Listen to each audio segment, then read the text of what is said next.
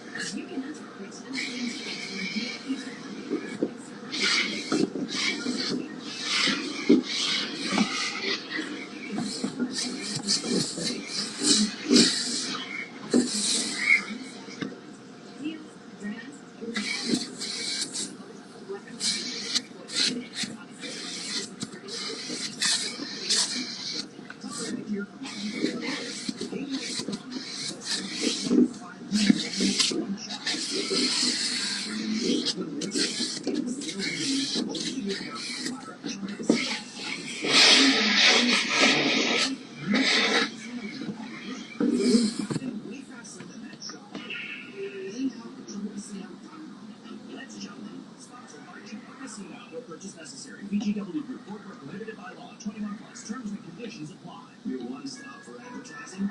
844-844. Ready to try your luck?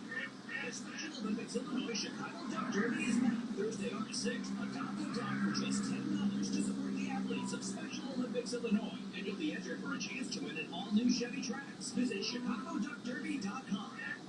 You don't pay for iHeartRadio. Advertisers take that's why it's always been and always will be 100% free. Radio, music, podcasts. Download the iHeartRadio app now.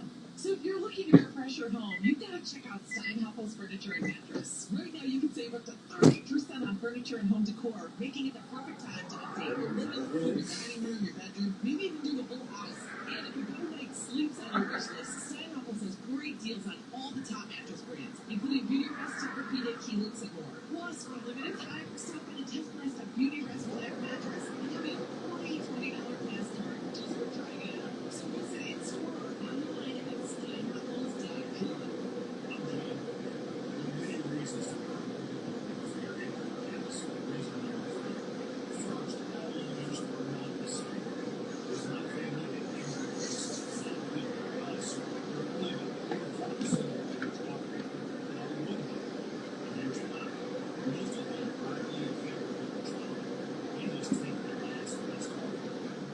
You can do that yourself.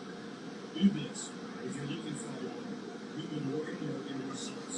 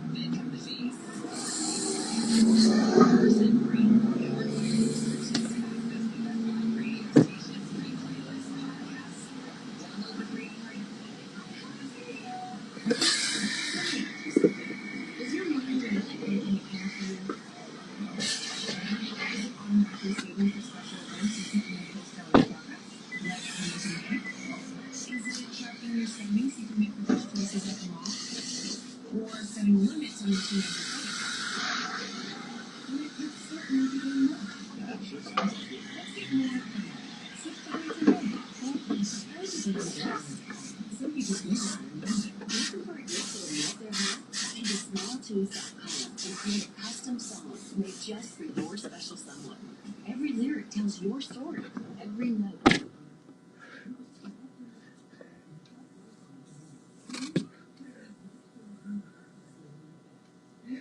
Okay, so what's going on? My other Instagram, my brand is not for sale, was just like my Instagram where I was giving day by day updates of the period of time where they were keeping us in a tent while I was pregnant with Weston and throughout the period of 2020 through 2024 prior to meeting Xavier and the 2 years after meeting him. I had one Instagram. The first year it was one Heather GEE. That Instagram is still up. I believe it has a little over 17,000 followers. Which to me literally means nothing other than my content will get reach. People know about what's going on. Under the understanding and assumption that it's true that people know what's going on because it's been 6 years of me giving these updates and documentations. And there have been so many unlawful occurrences of abuse and separation from my children and inaccurate, inconsistent communications between myself and the rest of my social group and social structure. What I perceive to be intermittent or daily or weekly changes in the authority from space to space. It's a little concerning that I'm on Instagram either 4 or 5 since 2020, not because I chose to stop documenting on one of them, but because someone external to me has entered my account, my phone, my what have you, and blocked me from access. The first Instagram that I was blocked from access, the one Heather GEE, that one is still up. You can look at that one. Also, there's a Merciful Storm Instagram account with 3,000 or 4,000. I made both of those in 2020 when I was documenting all of the occurrences of stalking, being followed around the country, the bludgeoning, all of those things that took place. And the attempts I made at contacting human rights advocate groups, starting with, domestic violence and not ending there. I went through the National Human Sex Trafficking Hotline to report that I had found myself in a situation where I was in a relationship with my ex, Dylan, who for reasons of his own, whether advertently or inadvertently, walked me into a set of circumstances that I was destroyed emotionally by and soulfully by and mentally by. And it took me months and years. And to this day, it's not a sit down for 3 weeks and repair yourself. It's every single day, move a few inches closer to the old version of yourself. And once you reach ground zero, keep going.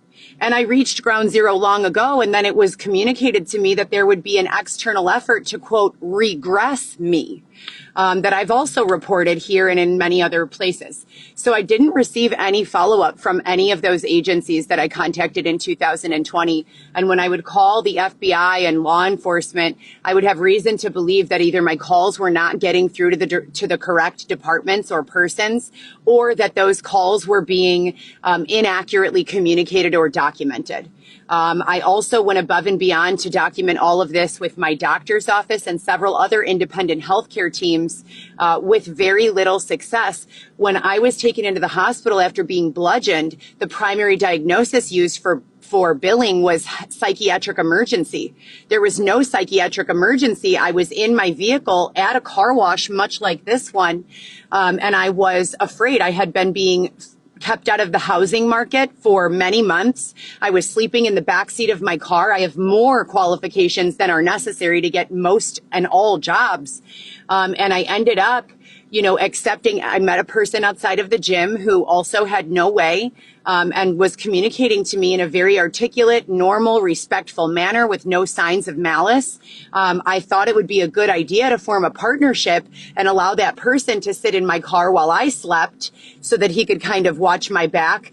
Sleeping alone, even in the parking lot of Walmarts or truck stops or wherever I could find, my belongings would be taken from me. I would wake up and there would be windows open that had been closed, change taken, other belongings taken, things hands left. People were putting bracelets on my arm, taking my socks off my feet while sleeping in my vehicle, while sleeping in hotel rooms, while sleeping in a number of different locations, which is why for me, it's always been, no questions asked. Stability, a house, an apartment needs to be the only option. There is no option for a safe life being rotated through no living situation or being forced into, you have no house to sleep in, go find a bush and take a nap. There is no safety. There is no happiness. There is no, reason for that. And I have created a number of times solutions for all of those things. Now, in 2020, when all of that was going on and I let that person be in my car so we could be kind of a partnership, you sleep, I sleep, I was still applying daily. I was still going to the gym daily. And I was going to different gyms because if I spent too much time at one gym, a group of individuals would show up there and start to bully me in ways that were scary for me. I don't have a gun. I don't know how to use one. I don't have a knife. I don't know how to use one. I would never bludgeon someone with a tire iron. I don't have the wherewithal. Some people, I wasn't raised to have those skills. So I never even considered it to be a threat. I went to sleep. He didn't do anything to me. He didn't take anything from me. We went to the car wash. I started a load of laundry and he started demanding things from me that I take him somewhere very far. I believe it was Geneva or St. Charles. And I said, I don't have a way to do that. I have very little money coming in. I was only driving DoorDash part-time at that time. It was 2020. I said, that's going to be a lot, on my system. He chipped in about $17 and I gave him a bunch of snacks and food that I had purchased at that time with a card that I had that had funding on it. And I said, I don't have, if I do that, the gas is going to be on E by the time I get there. I said, why don't I give you $5 back from the gas money and you could take the Metro, get a round trip ticket or however that works. And I will pick you back up here. He wanted to go get clothing, I think, from a family member. And he said, no, fuck you, bitch, and grabbed the tire iron from my back seat and gestured at me. And I ran. I got out of the car and tried to run and he chased me and he caught up with me quickly and physically assaulted me violently in the parking lot of that car wash. And all of that was on camera. An ambulance came and took me to the hospital where they diagnosed my hospitalization as a psychiatric emergency rather than what it actually was. I had 3 to 6 staples. I don't recall how many in the back of my head. I had a big bludgeon on this side. And since then I've been bludgeoned again, as you can see. So I have gone through these situations and the healthcare system, despite my best efforts, has not done a very accurate job so far at keeping record. And so I continue to make my own FTRs, write emails, contact third-party resources for assistance. Every time it's been deemed that there is solution, resolution, and peace from these circumstances, it seems like it's just a matter of time until there's some shift in maybe perceived power, control, or goal that causes me to be subjected to more undesirable circumstances. And I am looking for desirable, productive circumstances. So I have continued throughout this time to see the same physician for over 10 years. I have continued to use all of the people who know me that I'm able to access in an effort to document through the court system and every other system that I've had contact with as clear as I am able, as truthful as I am able, exactly what has been going on. Now, that one Heather GEE account shows everywhere I went, what state I was in, at what time. There are geotags for postings, et cetera, and so forth. The second account I created after that account was created when that account was frozen. And that happened when I was staying in Humboldt Park at a person's home who I had not spoken with in probably 3 or 4 years, but just so happened to fall into that group of individuals that the detective David Shepard, who was extorting me, asked me to stay around. I had not heard from that individual. I had contact regularly with my family on holidays and birthdays, the same as I always had. I had communicated with my children, their fathers, their family members. That was my normal group. For some reason, I was taken from that group, and the only messages I would be permitted to receive incoming would be from these individuals that David Shepard in 2016 had asked me to stay around, had extorted me and said, if you don't stay around these people, I will come to your home with the DCFS and steal your children. I was terrified. And so I was doing whatever he asked of me to make sure that I did not have any sort of harm come upon my children.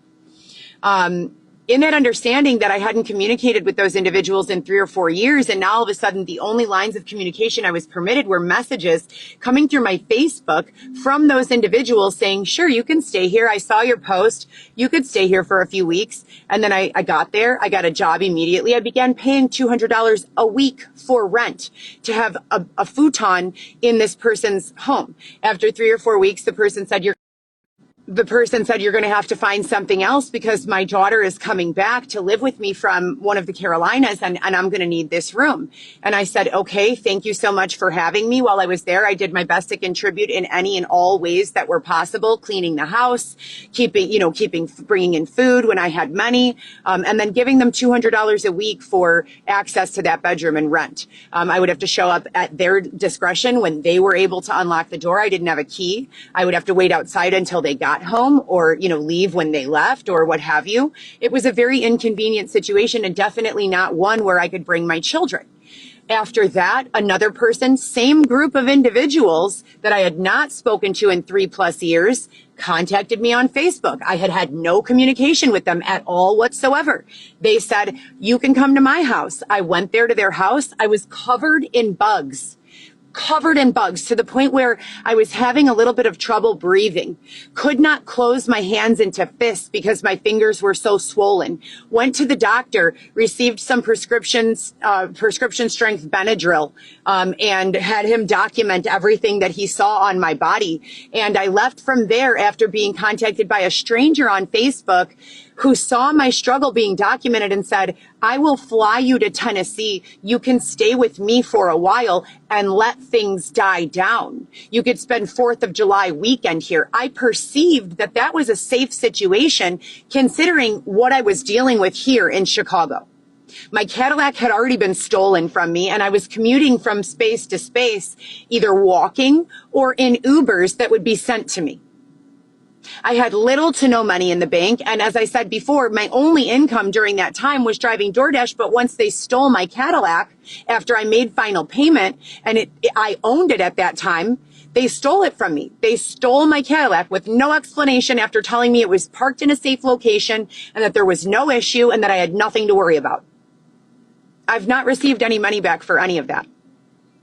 Following that set of circumstances, when I got back to Chicago after being flown home through Jacksonville Airport by someone who I contacted, who I knew at the time, but no longer have communication with, I had nowhere to go. I spent 3 days in a hotel room with that individual that they paid for, and then I had nowhere to go after that. I walked around with my belongings in search of another location, in search of another option. And it was a very difficult time. I experienced intermittent situations where I was left outdoors for days at a time. I am a human being, not to be left outdoors. I was not able or permitted to receive assistance from the shelter system, the social services system, law enforcement, despite a whole entire overwhelming phone call log that's been documented and shared through email, YouTube, Instagram, Facebook, and several other social media forums. I don't understand what the problem is. It seemed to me like the expectation was that I come up with a solution to homelessness, because why else would someone be putting me through this? So I quickly incorporated the idea of the UBI that compensates a person a fair amount, a standard amount of $1 to $150 a day, despite their ability, willingness, or desire to work for the money. There is no downside to that. We would just have to switch to a digital form of currency. Biometrically enhanced would be best. This solution would eliminate completely any and all ability for people to do fraud, any and all ability for people to do under the table, any and all ability for anyone to be taxed unfairly, etc., and so forth. I've thought it out thoroughly. I've thought it out with ChatGPT, and I've thought it out with several other think groups who have also weighed in and done their research. We've also come across several claims that numerous Asian countries have already incorporated this UBI and that it has been a successful working model. So I thought, okay, that's done. I've stood back up after that. I met Xavier. I spent the next 2 years before I met Xavier dealing with very similar situations to what I just described. Painful situations. Situations where I was harmed a great deal. And I kept going, and I don't know how. I do not know how. More days than not, I would have preferred to be dead than alive. And by dead, I don't mean not being on the air or not having access to social media. I mean in an eternal state of rest where I cannot be harmed or stalked or followed or harmed or had sex with a person I don't love or want to be with, or used for someone else's weird agenda. But somehow I made it through. I do believe that it was my love for my children, my family, and my pregnant belly that kept me through the final year of that 4-year period of displacement. Xavier and I got pregnant with Weston. I had been on birth control. I had been utilizing several other forms of and methods of what had always worked for me in the past as being reliable birth control. I had just lost a twin pregnancy to death, preterm labor, 6 months before I got pregnant with Weston. I have 3 other children. I won primary joint custody of those 3 children in 2018 to 19, about a 1 year before Dylan was released, 6 months. Despite all of that, no one was able to intervene on my behalf and stand me back up so that I could be a mother to my children. My children have been separated from me after living with me full time since the age of 14, 13, and 6.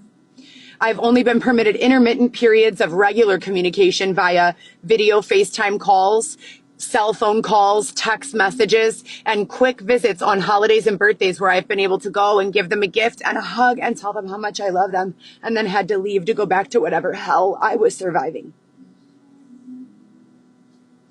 After that,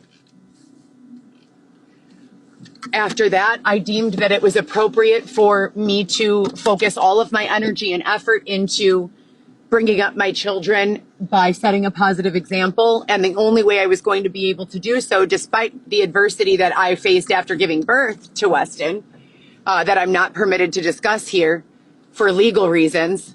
But after all of that, I decided that the only way that I would be able to make it, that the only way I would be able to move forward, that the only way I would be able to be an acceptable caregiver to my children was if I was able to focus 100% of my energy and effort on improving and increasing my income. My goal has always been to purchase a home. That was Dylan's promise to me, that if I helped with his proffer agreement, with all of the things he needed to accomplish for the state of Illinois and perceived federal government, that I would be permitted access to a safe home to live in, that I would be safe, that no one would ever be able to harm me again. I didn't receive that promise, as you can clearly see. So I wanted to give it to myself. So I poured 100% of my energy and effort into looking for jobs. Over the last 6 years, despite how many applications I've filled out, I have been stalked to my jobs. I have been harmed in my jobs. I have been removed from my jobs, not because I've done something wrong, but because someone else, I don't know why, I have no idea what their goal could be, thinks that it is a better situation for them to have the job or for me to just not be able to work. I don't know why. To this day, I don't know why. In the understanding that I have been working full time for the last 2 years and that the authority has found a way to make it safe for me to work, I'm very confused as to how now, for 6 days, last week, Monday at 11:30 a.m., my Grubhub was removed from access. I have a 4.87 overall rating with 3,800 rides approximately for Uber. I have 197 rides approximately with a 4.9 star rating for Lyft. I have about 2,000, possibly closer to 3,000 lifetime deliveries for DoorDash, being Dasher of the Month on several months. I have worked Instacart with satisfactory ratings, and about the same for Grubhub, a 4.9 star rating, I believe. And I've been driving Grubhub anywhere from 6 to 12 hours a day, 7 days a week for the last 3 months. As of Monday at 11:30 a.m., all of my accounts were locked. I've attempted with a new phone to regain access, despite the communication that it is legal and ethical and standard practice and procedure for any account suspension to be permitted, to be challenged with fact. And I've submitted photos, videos, evidence. No one has responded to any of my challenges. It's also been found that if your situation has been frozen on DoorDash, which mine was, that you can reapply after 90 days. I did, and I got my position back. Now it's been about 6 months since I've worked DoorDash and nothing is happening. I'm locked into this block on all delivery platforms, all human transportation platforms, and there's no reason. There's no reason being given. So my apartment that was communicated to me was mine for room and board after I paid about $20,000 to be there. A small studio apartment with a non-working shower and a small kitchenette, $20,000 with a lease through May of 2027 was taken from me. And someone else is living there now, one day after I was forced to leave. And my car that I've paid on time every single month since I got my vehicle has been in a state of deferment since the 23rd through next month on the 23rd, because I am waiting to start my new job this week, hopefully tomorrow. And I found a new delivery app.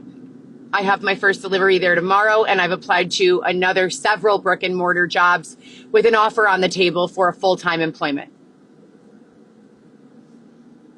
Under the understanding that I have worked and showed up for work daily, every single day. And that's not just the paid work. That's also the unpaid work, the boxing up all of my belongings unexpectedly and under duress, the transporting it from place to place, the living on one meal a day, trying to keep Xavier all right when they have been doll walking or dog walking him into random personalities and behaviors. One day he's doesn't drink alcohol at all, and the next day he's drinking beers, chugging beers, putting on a dress. Why?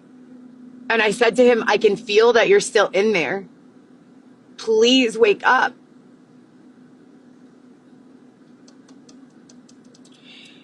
All the while communicating with my children, calling them 2 to 3 times a day, every day, texting them multiple times a day to make sure they're all right, sending money whenever I can in the form of $10 to $20 to whatever child needs it. I've only been able to send money to my daughter Vivi 2 or 3 times over this period of the last 2 years. To my son, maybe 20 or 30 times. And to Alexis, my daughter, I've only been able to bring her snacks. She doesn't have any bank accounts or ability for me to send money. I've been able to bring them Christmas gifts and birthday gifts, much less and farther scaled back than I normally would like to. You know, maybe $200 per child per budget each Christmas, and $50 per child or $60 per child per budget each birthday, which is not enough. I've not been able to purchase my children's school supplies or buy them brand new shoes for back to school. I've not been able to make sure that their closets have clothing in them.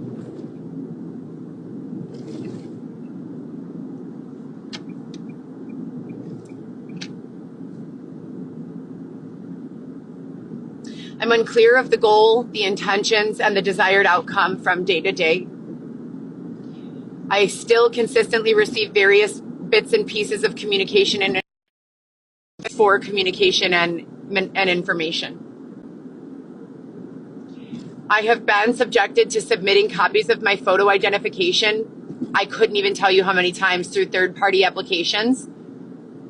And then I've been accused of being involved in something nefarious when they don't understand how mine or any other third party's ID could have been reprinted and used for anything else. I don't mind answering these questions, but can I do so in the comfort of my own home with my children, having a safe place to access their mother and have a family dinner and live together?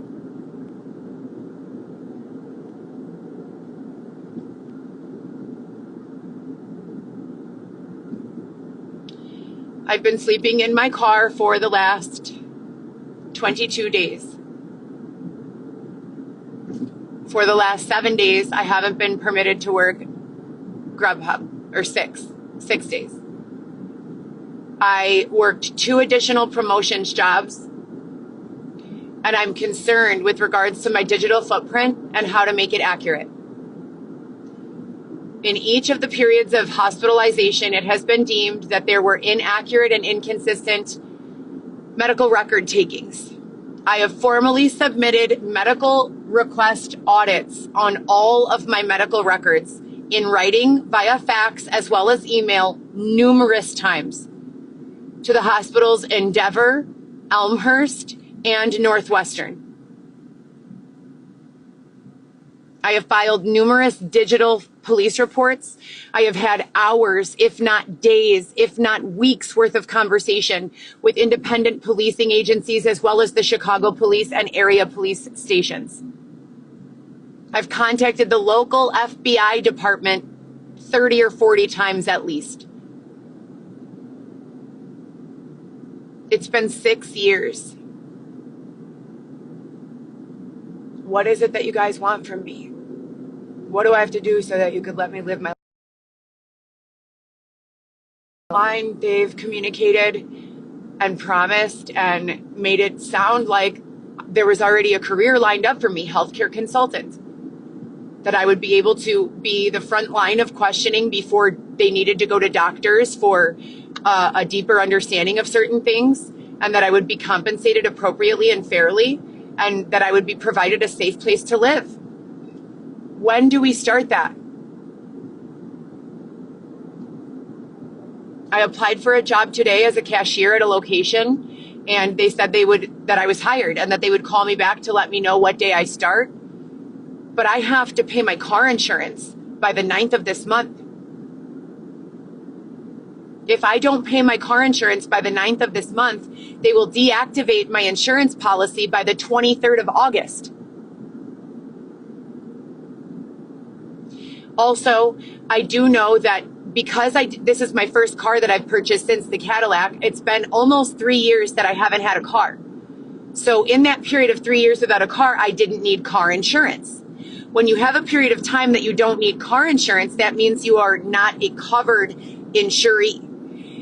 If you are not a covered insuree, you have a higher premium to pay when you get insurance. Now add in the fact that I was transporting human beings, driving Lyft and Uber.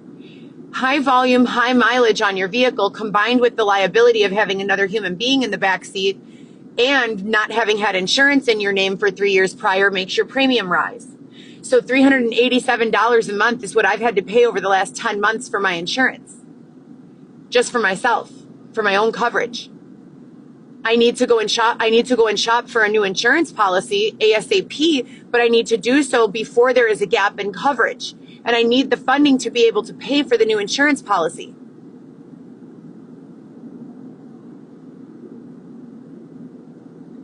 I have many other very concerning situations that have been going on that I'm not being permitted the legal ability to speak about. Despite the First Right Amendment of free speech, I have been repeatedly requested to not speak about certain things, and I have done my best to follow and be cooperative. With very few exceptions, I have said something under duress that I was afraid that for the safety or well-being either of myself or my child or the court system that I'm not allowed to name. And for that reason, I have said something, and later I was charged with some sort of crime for doing so. So I don't know how to get the information to you guys. I don't know how to create the most accurate dialogue. In the face of the accusation of being a deceptive person or withholding information to harm anyone, I don't know how to respond.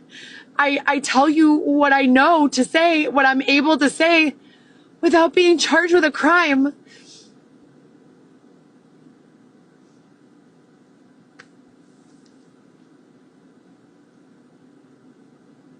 The name calling, the bullying, the stalking, the physical attacks, the inference that I am a professional victim and that is all I will ever be. Fuck you to all of it. I have never consented to being anyone's victim. I have been kind and as compassionate and patient and as understanding and as calm and as rational and as intelligent as I have been permitted to be. None of this is for entertainment. None of this is for the Coco show. This is my life. I live this every single day.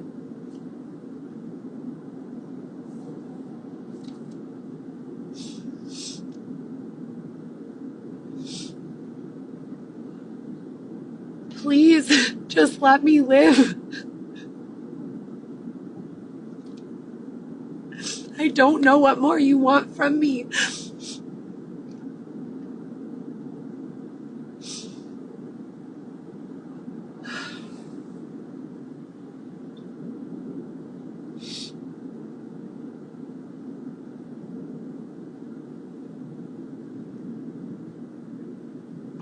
They've come on the line multiple times and made the communication that numerous different people have been subjected to various lines of questioning and inference and accusation that has likely caused them severe discomfort, including but not limited to the production team from the show, the doctors that I've worked with in previous capacities, possibly Dr. Doshi, Dr. Aronson, Dr. Scamra, Dr. Maletti, and more. I'm sorry, genuinely, if I've had anything to do with any discomfort that anyone has experienced.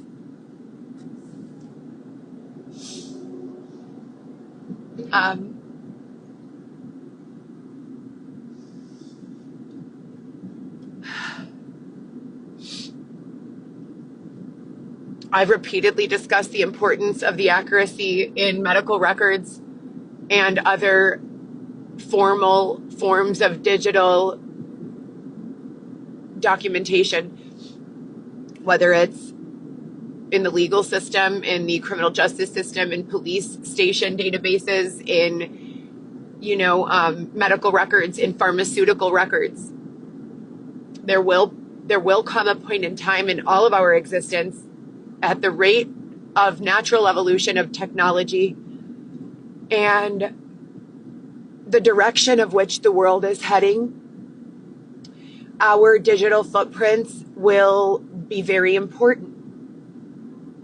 We will have to answer for the things that we've said and done in the past.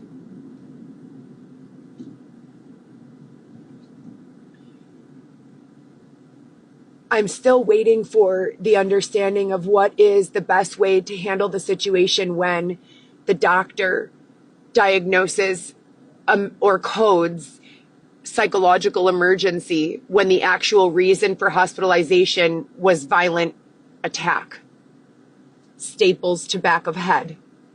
How do I ensure that myself and my children later on down the road are not held to some inaccurate tie or diagnosis that will harm us in the future?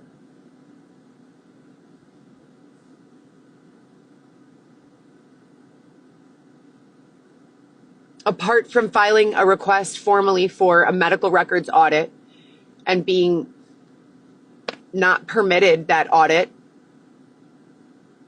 apart from writing clear dialogue and submitting it for submission to be entered into my official medical record,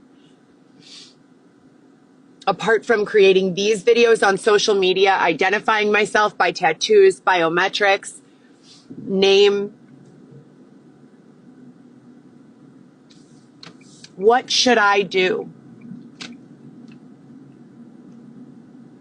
I have discussed repeatedly the technological achievement of bot technology, which is not a robot walking around in this context. It is a metaphorical and algorithmically programmed computer application or phone application based form of programming where, and this exists, it's relatively inexpensive. I believe it's somewhere around $50, if not free for some demographics, to deploy this type of assistance.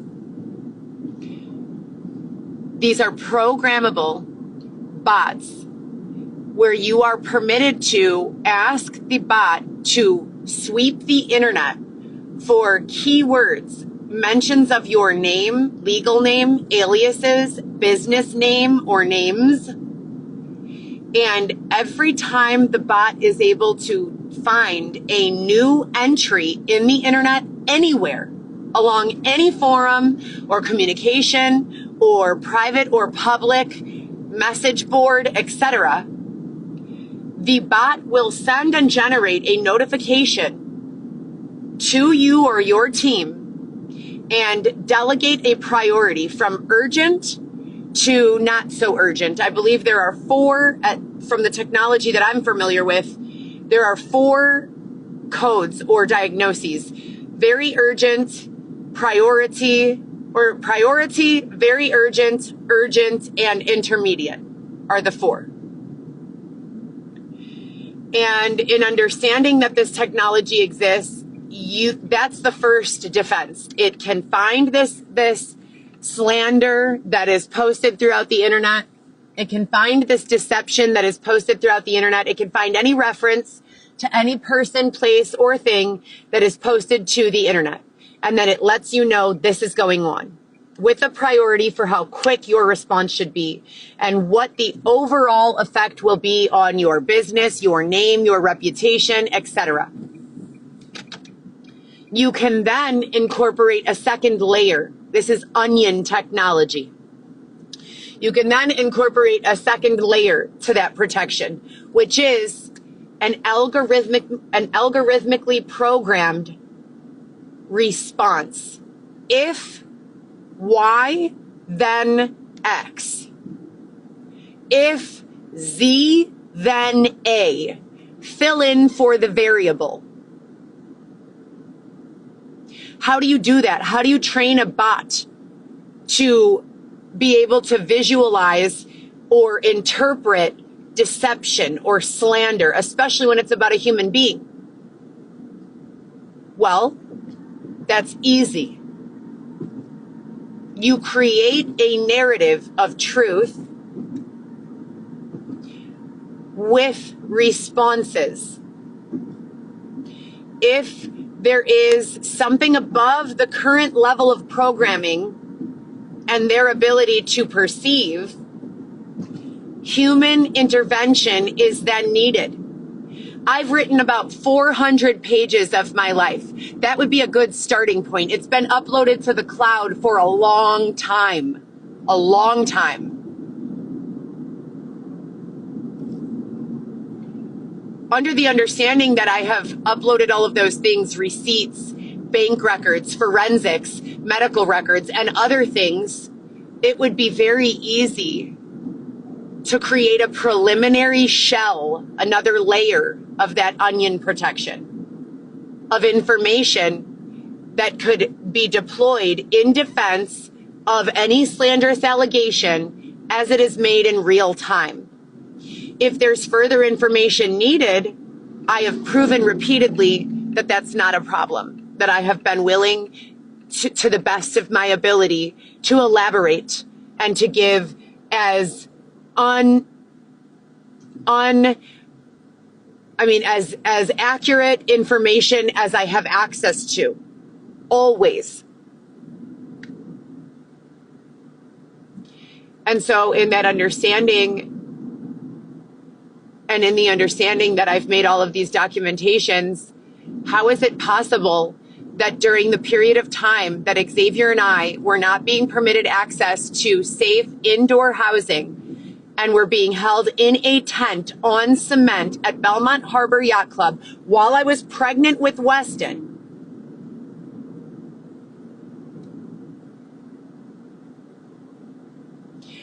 how is it possible that the day-by-day journal entries that I posted to Instagram and YouTube have been removed from circulation? And that there is a new team coming into play who doesn't even have understanding that I've gone through that. How is that possible?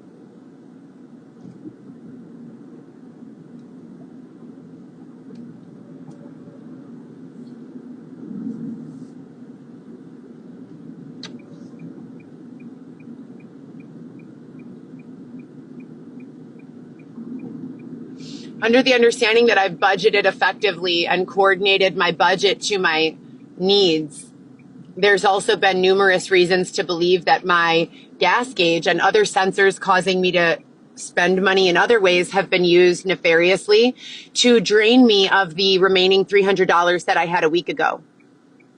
I have $80 left.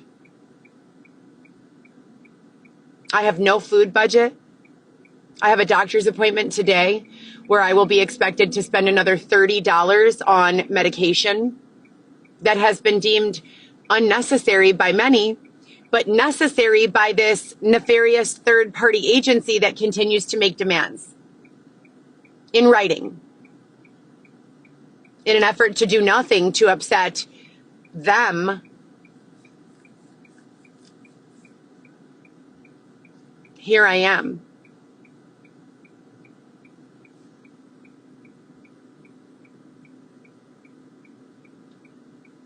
For the record, I didn't put on any filter.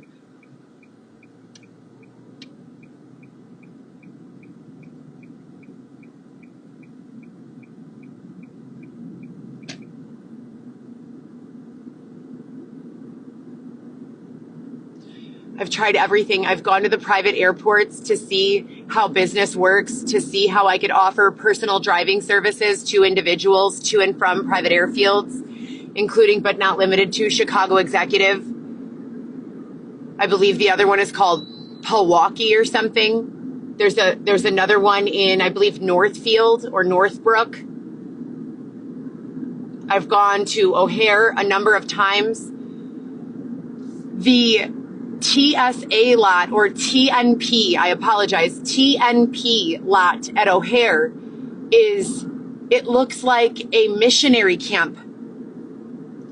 It is filled. There is a food truck there.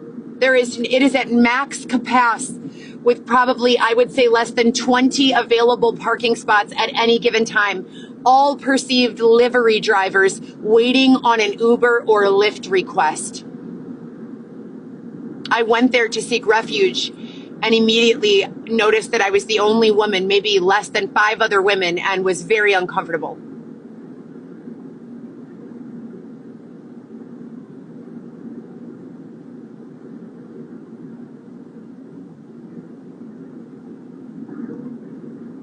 Midway has the same ability. I'm not quite sure what their flight traffic looks like. O'Hare's been steady and busy. There's been way more departures and arrivals over the last several weeks than I've noticed prior to this. You would assume that that would be good for business with regards to Uber and Lyft, unless people are just staying up in the air.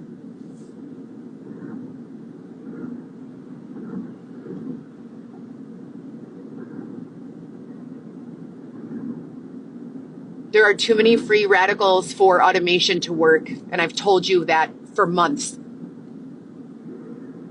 You cannot have an if X then Y situation without incorporating other factors, if they exist. When you ask if apple equals 2 and orange equals 3, how many apples and oranges do I have? The answer is then 5, right? But unless you fail to incorporate that there are 7 ABCs and that ABCs are people wandering around eating X's and Y's, in which case you would not have 5, you would have none. We've got a lot of ABCs wandering around on your automated schedule. Can you send in some fucking 911? Maybe some SOS?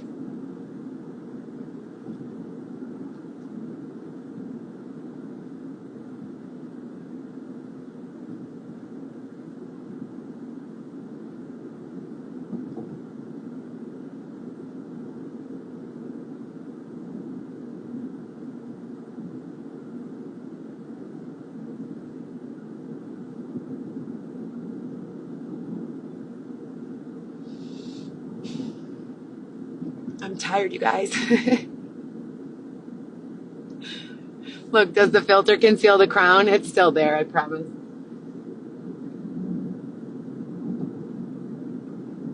I'm tired, but not in a good way, you know? Not in the way where it's like, oh, I'll just go to sleep tonight and wake up tomorrow refreshed. In the way that's like, is there any end in sight?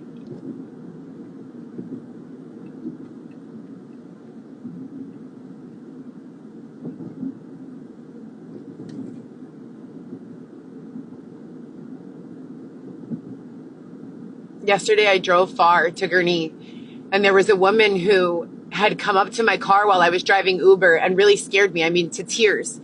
She was dressed as a TSA agent, and she approached my car and started banging on it repeatedly.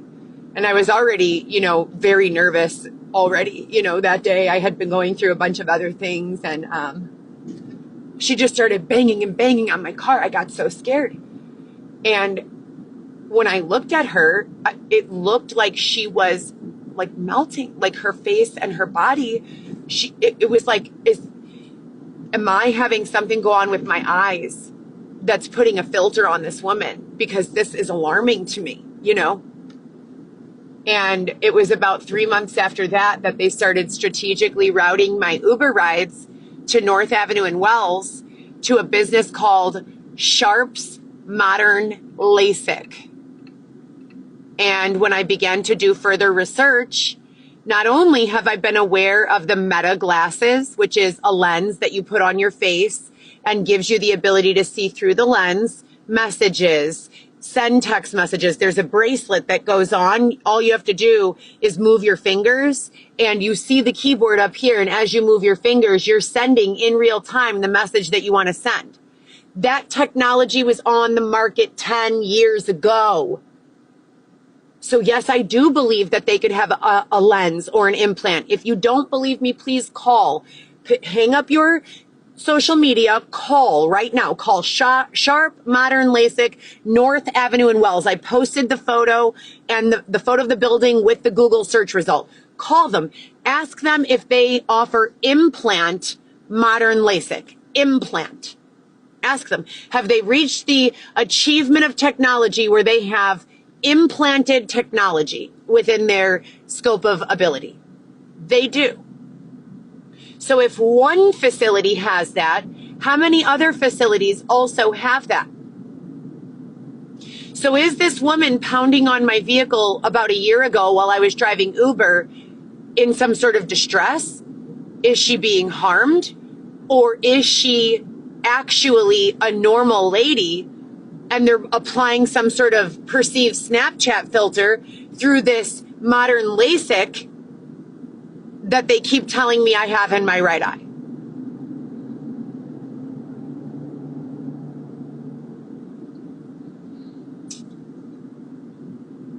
And how do I tell the difference as the owner operator of this cyborg technology? And no, cyborg is not the same as robot. I've told you all this before. A robot doesn't bleed, doesn't menstruate. I still get my monthly cycle. I'm actually on it right now, sleeping in my car and with nowhere to go. But don't worry, I'm an above average clean person. So I regularly use baby wipes to clean myself, wash my hair, wash my face, brush my teeth, keep my vehicle vacuumed, going through the car wash, all of my belongings very neatly organized. I know that blood still comes from my arms when I get a scratch. I know that I still get hungry. So I can't be a robot, right? My mouth still produces saliva. Cyborg means that you have any implanted device in your body, medical or non-medical, that helps to improve or enhance your experience. A cyborg, by that definition, would technically be anyone who's had a hip or knee or other joint replacement. Anyone in the audience who's had a new hip or a new knee? That technology has been on the market now for what, 30, 40 years? Is there anyone running around threatening those people's lives because of their implant that they have? Why do you people keep on fucking with me and saying I'm a cyborg? I don't know that I'm a cyborg, number one. And number two, if I am a cyborg, are you being prejudiced against cyborgs? And if you are, because you're under the understanding that it's possible that my cyborg eye might be watching you doing whatever it is that you've got going on, then why are you doing it? And if you don't have any way to stop what you're doing and you're afraid of my cyborg eye, I welcome you to please employ a better, more wealthy or resourceful individual who can get to the bottom of who is in charge of the cyborg eye, because I guarantee you it's not me taking video footage and doing any edits in the background. I don't even know what software a cyborg eye would use. What software runs with a Meta lens? I don't know. I have no fucking clue, but I know that it exists. I saw the Meta glasses launching as a brand new achievement at Best Buy, Harlem and Irving Mall, New Year's Eve 2021, I believe, or 22. And I already seen that technology in another demographic 3 or 4 years earlier. And you know what? A year ago, they started putting that in my Facebook algorithm. I thought, you've got to be kidding me. Another launch on this technology? It was new 10 years ago. What's new about it? What is new about it? You know? Maybe it's got new features or capabilities. I didn't really read the fine print. It's just these people think that when I say this shit exists, that I'm lying and that I'm some undercover, special agent with connections to Russia or China or the United States. Who the fuck knows what they say to me? And if they were just saying it to me with no possible harm against me as a result of their thinking that, then I wouldn't really care that much. Okay, you're bullying me. You think I'm a cyborg. Ha ha ha. No, it's not been that. It's been, we think you're a fucking cyborg, bitch. We're gonna fucking bludgeon that camera out of your eye. And me crying and begging for help, saying, please, I don't know how to fight. I don't know how to defend myself. I feel pain when you hit me. I bleed when you hit me. I bruise when you hit me. Please, stop. And then they throw me into this space where my car payment is due. I have no fucking way to pay right now. I had to request a deferment for this month. They took away my apartment. I have no one to call for help. I don't want them to hurt me anymore. Please. I don't know how to fight. I don't carry a weapon. I don't fucking harm anyone.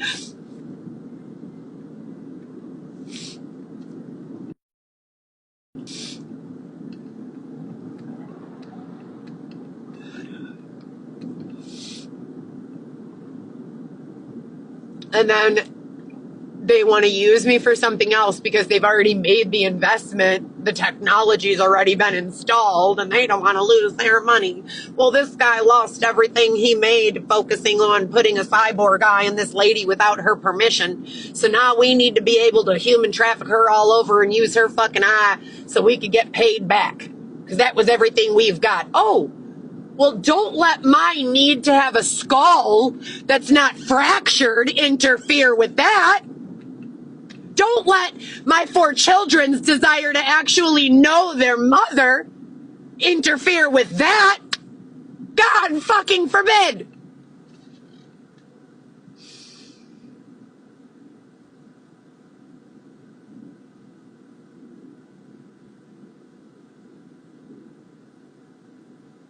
And if it's not that the cyborg eye was for my protection, or it was for someone else's protection, or for someone else's deception, or whatever the fuck, then here comes the guilt trip against Heather that I should do something better. Why am I not just doing something else? What in the fuck would you like me to do? I need to make money. I have 4 babies. 4 of them. Viviana, Lewis, Alexis, Weston, 4. And I'm Heather. And I have Xavier, who hasn't been permitted to make a fucking penny in years.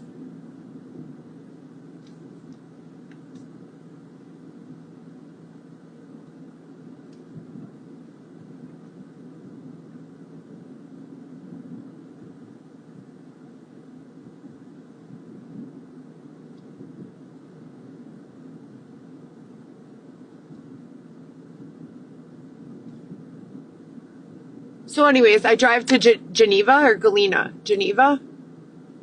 Gurney, my bad, yesterday. And it was one of the most peaceful days, the majority of the day, that I've had in quite some time, very, very long time. And I felt indifferent, dare I say, peaceful for a few periods throughout that day, even loved and supported for a few minutes. I might be losing touch with those feelings because I've experienced them so little over the last decade. And so I felt like it was, a good day. And I pull up to this place and they start making me, laying into me. Oh, do you remember when you went here with Dylan and the group from the renewable energy team? Yeah, I remember. What about it? Do you remember when he made you ride the giant drop and you said you hated that ride and it's the only ride you don't like here? Yeah, I remember. And then look at what he did to you. It was like a forewarning. Oh, thanks. Did you drive me all the way up here so that, and then the lady with the face thing pounding on my car at O'Hare a year ago pulls up in a fucking full police costume with a badge and a body camera. Says she's Gurney police now. So there's an individual with what I've referred to as face melt filter coming and pounding on my car a year ago, who now is no longer a parking agent at the airport, but is a cop in Gurney. Coming up to my car, trying to start some shit. And I'm just sitting there. I'm doing nothing wrong. I'm trying to watch the roller coasters and just take a few moments, You know what? Fuck it. I put it in park. I just drive away. And then it's back to wasting gas that I do not have and money that I do not fucking have. And it's similar when I'm in the city. If I am not moving, they are fucking with me. And I'm going to run out of gas soon. And I'm going to I've already run out of places.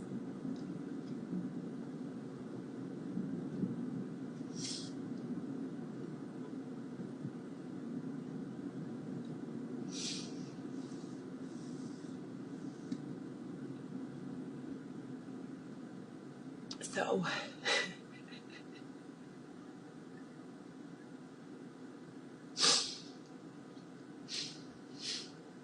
I don't know,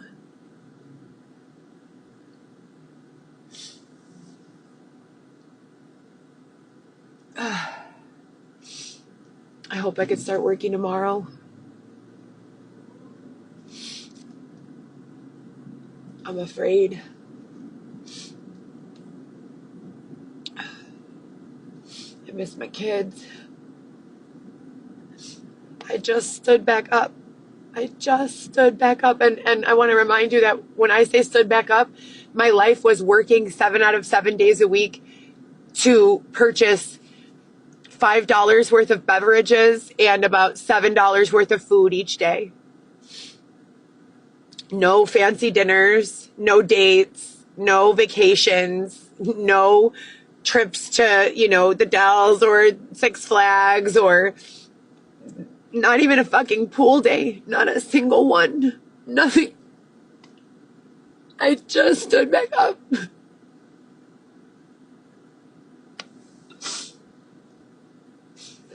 I've been sleeping on an air mattress in an apartment with a tiny little sofa that I paid $700 for. That's all that I had in the world besides what I have in this car right now. I purchased all of Weston's playpen, his crib, the shelves that I bought for him, all of that. I had to throw it all away unused. Never once, not a single use.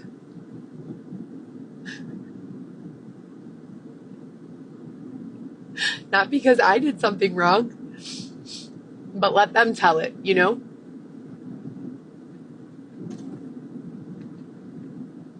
So, anyway,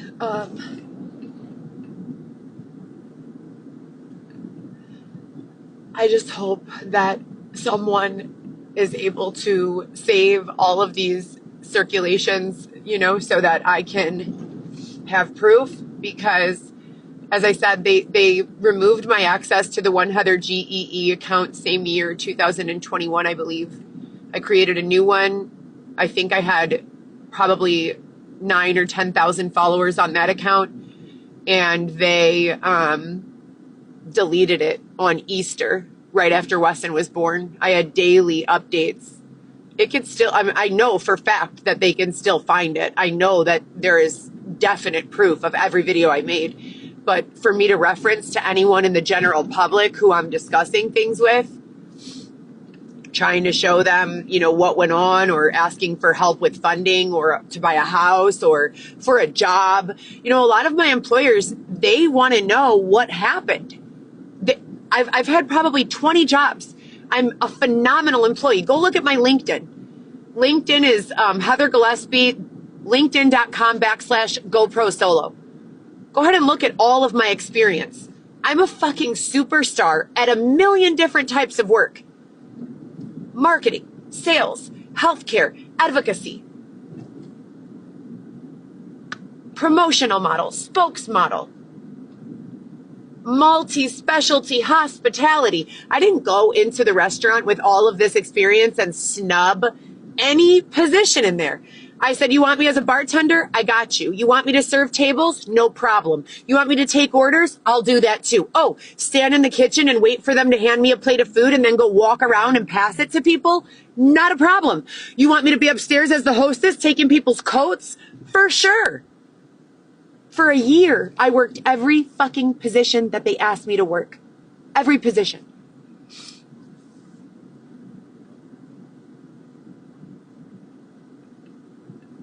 I just stood back up.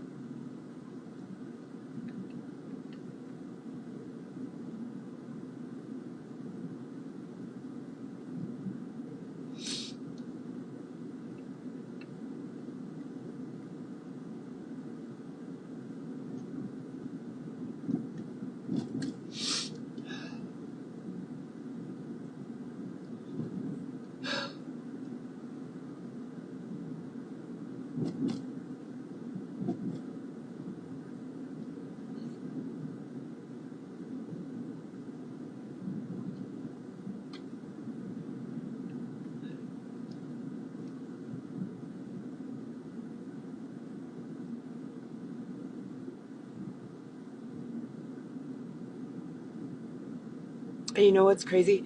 I drive around that area in Gurnee and I see everyone like living this like calm life, cars in the garage. There's a lot of people who have campers, you know, maybe they've got a family member staying there in the driveway or, you know, what have you.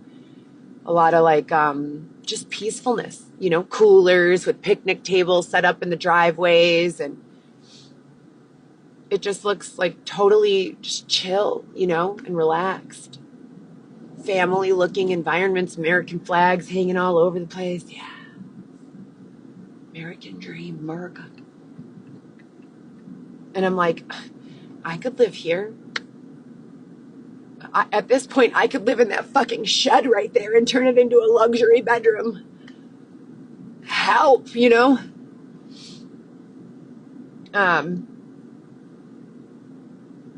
But I guess they don't want that for me because I'm back here. Have you guys ever go fishing and you go deep water fishing?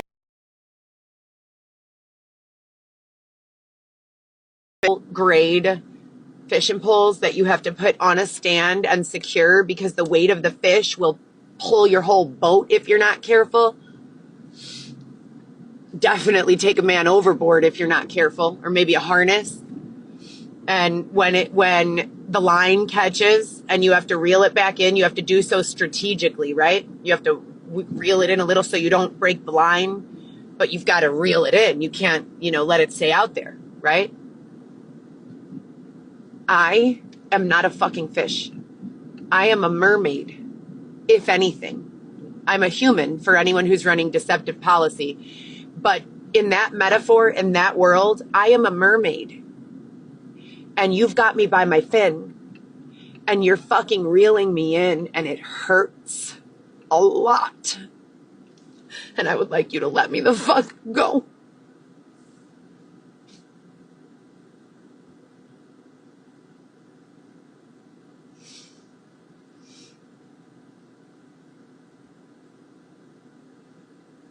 I need a new house. I need to pay my car. I deferred this month's payment to the end of my auto loan. I've been calling them for a week, and the calls never go through. They just say, oh, the business hours are 9 to 5, and you're calling at 2:30, so no one's here. What? 2:30 is between the hours of 9 to 5. 3 o'clock is between the hours of 9 to 5, right?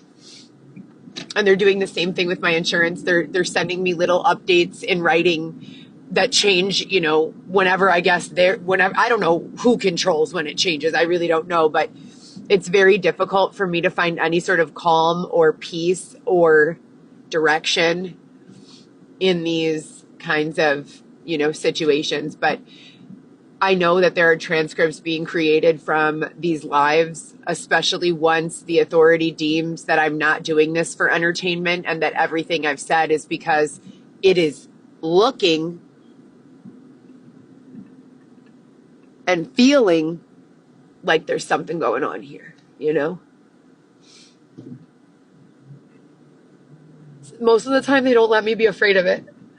Most of the time, they don't let me be scared of it. So if you care about me and it scares you to see this, please don't be scared. Just help me. I don't know if you know how or what. I don't want my kids to ever get scared or anyone else. But I'm scared, right now.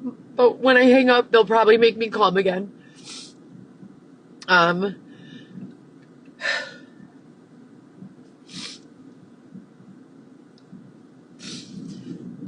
just want to go home. I need a home. So worried about my whole family, of course, but I'm worried about Xavier too. It's like they tell me to say bye to him, and to say bye to him that he's never going to be back the way that he was. And then they don't offer me explanation for any of it. But he's always there, but then he's weird. But then some days I could see him in there. When I talk to him, I could feel him in there.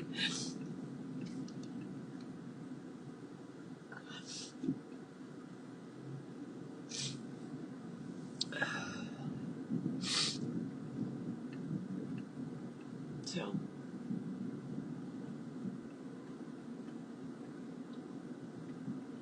anyways,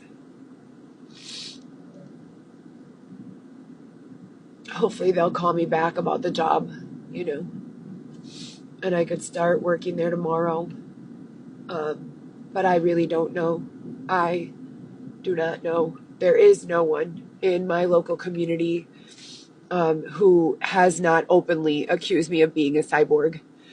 And if there are versions of me walking around or using my identity that do not have any sort of AI upgrades or technology or what have you, they could very possibly get in the way and get harmed. I don't like the way this situation has been handled at all. And I feel like that we need an upgrade immediately.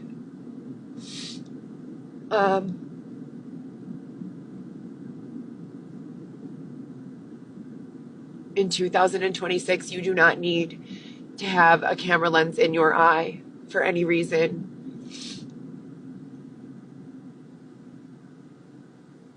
I mean, not in your eye. I mean, you don't need to have a human being running surveillance for you for any reason. Why? Because in 2026, you have things like camera surveillance everywhere you fucking look. Every traffic light has camera surveillance, every business, most houses. The Nest camera, all of the other formatted cameras, home security systems, home surveillance systems. There's a camera in your pen. There's a camera in your phone. There's a camera in your LCD screen.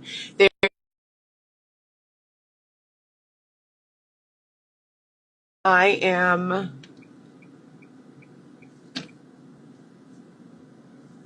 going to my doctor, who we've both agreed, like, this is, he literally looked at me and he's like, are you taking this medicine? Like, seriously? Like, is this, like, we're both just kind of like, at this point, what in the fuck is even going on anymore? Like, this is insane, you know? Like, what do we do? How do we even proceed from here? Like, who's running the show this week? Like, who even knows? You know, we know each other well, and and I'm not talking about in any sort of perverted way. I'm talking about a mutual respect and, an understanding of understanding, right? And this is just a joke, this whole fucking thing is a joke. It's been a joke, and not a joke like the funny kind, a joke like you have to laugh to keep yourself from crying at how inhumane, unethical, and just unlawful this entire thing has been. And to the point, before I get off of here for a minute, my funding is running low. My patients are running low, and I'm not talking about normal tolerance to external stimuli. I'm talking about my ability to continue seeing a hopeful future, my ability to withstand hunger, my ability to control the lines in from using in a deceptive or non-deceptive format my own likeness, body, personality, identity to communicate ideas that are not in alignment with my own. It's all affected, some days way more than others, and there seems to be an emergency response that's been deployed for the last week or so. I don't know why we would need to ever get to an emergency response of deployment. If this has been an ongoing issue for 6 years, I'm finding it to be a bit concerning that there's been no solution. That's under the understanding that there aren't many, many other people dealing with similar circumstances. And that's not an ego thing that I've got going on. That's an isolation thing that I've got going on.